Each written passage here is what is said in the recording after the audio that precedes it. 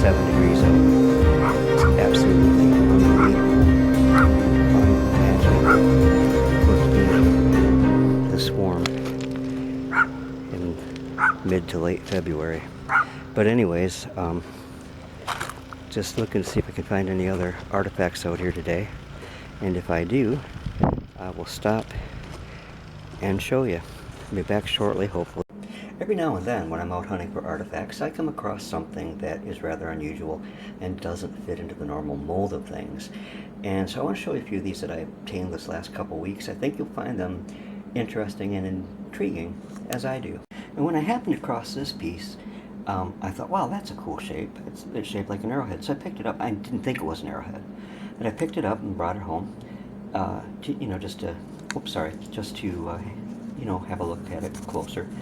And what I found was most intriguing. Yes, it is shaped like an arrowhead, but as you look at the base, it is purposely notched. You can see how it has been pressure flaked on both sides of the base to create these notches. Was it a finished piece? Gosh, I don't see how it could be because it is quite thick. The other side's not worked. This side, in fact, is not worked, but it was broken purposely into that shape. And doggone lens cap, I'm sorry, keeps getting in the way. Let me get that out of the way. Sorry about that, folks. But the thing which is a game changer are those notches and how they were put in there. So, an interesting piece, unusual, and one that just doesn't fit into the natural scheme of things. Thought you might enjoy seeing that. A couple more. This is a very unique hammerstone, and what's unique about it is that across the back here, it has a tang. You see that? It was used quite obviously for hammering. Most hammerstones are, and that would be to attach it to a handle. Most hammerstones do not have a tang on them. I've never seen one before that did. Most hammerstones, they may have a groove around them so that they can be attached to a handle or attached to a handle in another way, but I've never ever seen one that had a tang on it like this one does. It's a very interesting piece, very unusual piece. By the way, all of these I'm showing you are from the same site. They were gathered along a railroad track here in Saginaw, Michigan. I've been collecting artifacts and examining artifacts for well over 30 years now, and never previously have I found anything made out of granite.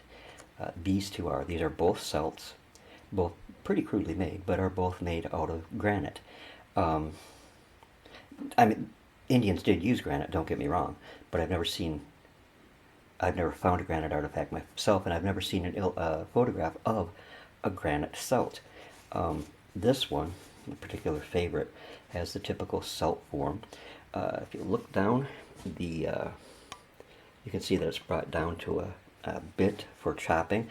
Now, while I say this is a celt, it could have also been an adze, and it would have been hafted in a manner such as this, and used like that to cut into wood. So it is definitely a celt or adze, and it is definitely granite.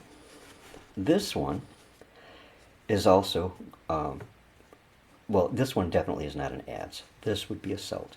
And again, the cutting edge is brought down, beveled if you will, and just a really nice piece that just doesn't fit into the normal scheme of things that I've seen here in Michigan over the past 30-some years. But nonetheless, a really nice celt and a really nice addition. And the last two items I want to show you, this is a handheld grinding stone. They call the smaller ones, or larger ones, are called nutting stones. And if you can see it in here, a nutting stone has a deep depression, such as this little one does, where items were smashed and ground, mano, if you will. Another granite piece. This is a thumb pestle, or finger pestle, so-called because you hold it with a thumb and finger.